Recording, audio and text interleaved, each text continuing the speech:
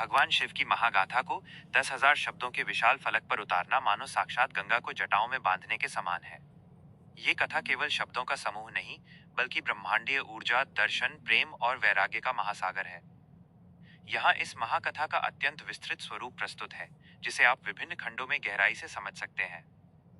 शिव महापुराण, अनंत शून्य से अनंत ब्रह्मांड तक। प्रथम अध्याय, सृजन से पूर्व का शून्य और ज्योतिर्लिंग का प्राकट्य। सृष्टि के प्रारंभ से भी पूर्व, जब न आकाश था, न वायु, न जल और न पृथ्वी, जब समय की गणना भी जन्म नहीं ली थी, तब केवल एक शून्य व्याप्त था। उस महाशून्य में एक ज्योतिपुंज प्रकट हुआ, जिसे सदाशिव कहा गया। शिव ही वह परम तत्व हैं जिन्होंने स्वयं से शक्ति को अलग किया। इसी शक्ति और शिव के मिलन से ब्रह्मांड की रचना का विचार जन्मा। ब्रह्मा और विष्णु का उदय। कथा कहती है कि सदाशिव की नाभि से विष्णु और विष्णु के नाभि कमल से ब्रह्मा प्रकट हुए। जब इन दोनों देवों में यह विवाद हुआ कि श्रेष्ठ कौन है, तब उनके मध्य एक विशाल अग्नि स्तंभ प्रकट हुआ। अहंकार का मर्दन। ब्रह्मा जी हंस बनकर ऊपर गए और विष्णु जी वराह बनकर नीचे, पर उस स्तंभ का अंत किसी को न मिला। यह स्तंभ ही शिव का निराकार स्वरूप था। ये कथा हमें सिखाती है कि ईश्वर को अहंकार के मापदंडों से नहीं नापा जा सकता।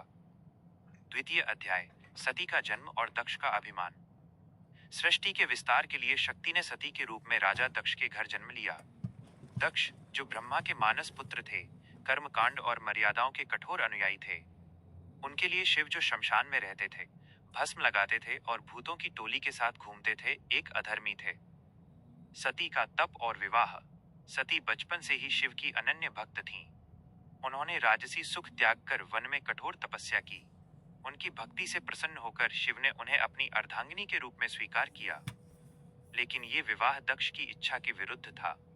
यहाँ से शिव और शक्ति के उस विरह की नींव पड़ी, जिसने संसार को शक्तिपीठ दिए। दक्ष का यज्ञ और महाविनाश।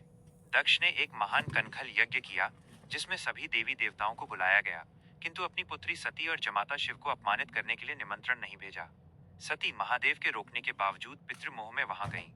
यज्ञशाला में जब शिव का घोर अपमान हुआ, तो सती ने क्रोध और ग्लानि में आकर अपनी योग शक्ति से शरीर त्याग दिया। वीरभद्र का क्रोध। जब शिव को ये समाचार मिला, तो उनके क्रोध से वीरभद्र का जन्म हुआ। वीरभद्र ने दक्ष का सिर काट दिया और यज्ञ विध्वंस कर दिया। यह क्रोध विनाश का नहीं, बल्कि अन्याय के विरुद्ध न्याय का प्रतीक था। तृतीय अध्याय, महाकाल का तांडव और शक्तिपीठों की स्थापना। सती के पार्थिव देह को कंधे पर उठाकर शिव ने प्रलय तांडव शुरू किया। उनके डमरू की हर थाप ब्रह्मांड की दीवारों को हिला रही थी। सृष्टि को बचाने के लिए भगवान विष्णु ने अपने सुदर्शन चक्र से सती के शरीर के 51 हिस्से किए। जहां जहां सती के अंग गिरे, वहां शक्तिपीठ बने। शिव ने प्रत्येक शक्तिपीठ की रक्षा के लिए एक भैरव को नियुक्त किया। इसके बाद शिव पूर्णतः वैराग्य में चले गए और हिम शिखरों पर समाधिस्थ हो गए। चतुर्थ अध्याय, पार्वती का प्राकट्य और अनन्य प्रेम। सती ने पुनर्जन्म लिया हिमालय राज की पुत्री पार्वती के रूप में। इस जन्म में भी उनका लक्ष्य शिव ही थे, किंतु शिव अब कठोर समाधि में थे। कामदेव का भस्म होना। देवताओं ने शिव को जगाने के लिए कामदेव को भेजा। कामदेव ने जब शिव पर पुष्प बाण चलाया, तो शिव की समाधि भंग हुई। क्रोधित होकर शिव ने अपना तीसरा नेत्र खोला और कामदेव को भस्म कर दिया। यह प्रसंग सिखाता है कि वासना काम को जलाए बिना ईश्वर शिव की प्राप्ति असंभव है। अपर्णा की तपस्या। पार्वती ने अन्न जल त्याग दिया। वे केवल सूखे पत्तों पर जीवित रहीं, इसलिए उनका नाम अपर्णा पड़ा। अंत में शिव ने एक वृद्ध ब्राह्मण का वेश धरकर पार्वती की परीक्षा ली। उन्होंने स्वयं की बुराई की, पर पार्वती का निश्चय नहीं डगमगाया। अंततः महादेव ने उन्हें स्वीकार किया। पंचम अध्याय, शिव विवाह, एक अलौकिक उत्सव। शिव की बारात भारतीय पौराणिक कथाओं का सबसे विचित्र और सुंदर अध्याय है। जहां एक ओर विष्णु, ब्रह्मा और इंद्र अपने दिव्य वाहनों पर थे, वहीं दूसरी ओर प्रेत, पिशाच, अघोरी और नंदी पर सवार स्वयं महादेव थे। संदेश। शिव का विवाह संदेश देता है कि वे प्रकृति के हर रूप को स्वीकार करते हैं, चाहे वो सुंदर हो या कुरूप, देवता हो या दानव। षष्ठ अध्याय, समुद्र मंथन और नीलकंठ की गाथा। देवताओं और असुरों के बीच अमृत के लिए समुद्र मंथन हुआ। अमृत से पहले हलाहल नाम का कालकूट विष निकला। उस विष की गर्मी से ब्रह्मांड जलने लगा। न विष्णु न ब्रह्मा, कोई भी उसे रोकने में समर्थ न था। तब शिव आगे आए। उन्होंने ब्रह्मांड की रक्षा हेतु उस विष का पान कर लिया। माता पार्वती ने शिव के गले को पकड़ लिया ताकि विष पेट में न जाए। विष के प्रभाव से शिव का कंठ नीला पड़ गया और वे नीलकंठ कहलाए।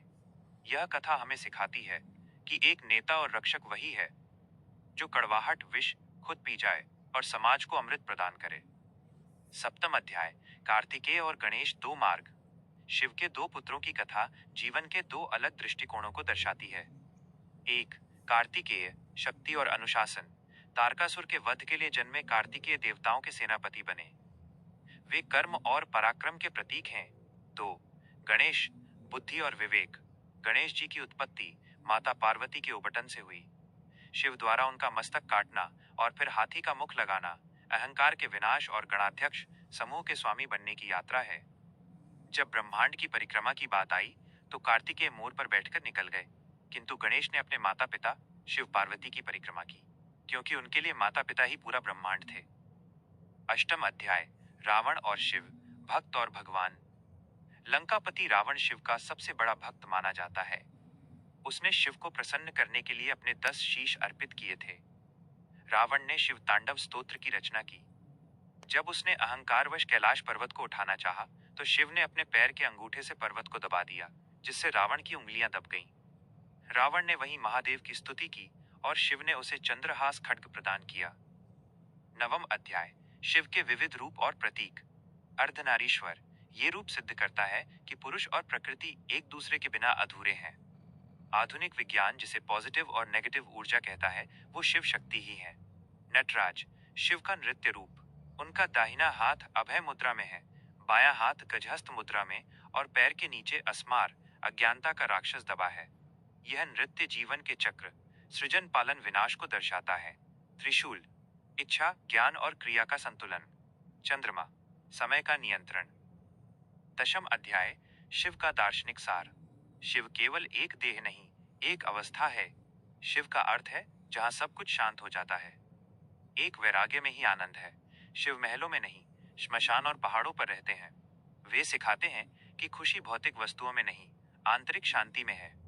दो, न्यायप्रियता। उन्होंने त्रिपुर राक्षस का वध किया, त्रिपुरांतक रूप। भस्मासुर जैसे भक्तों की गलती सुधारी और अंधकासुर का अंधकार दूर किया। तीन, मृत्यु का उत्सव। शिव श्मशान के देवता हैं। वे हमें मृत्यु से नहीं, बल्कि मृत्यु के भय से मुक्त करते हैं। उपसंहार, महाशिवरात्रि का संदेश। शिव और पार्वती का मिलन ही महाशिवरात्रि है। यह रात्रि जागरण की है, स्वयं के भीतर के शिव को खोजने की है। शिव कहते हैं, मैं हर जीव में हूँ। प्रत्येक प्राणी के भीतर जो श्वास है वो शिव है,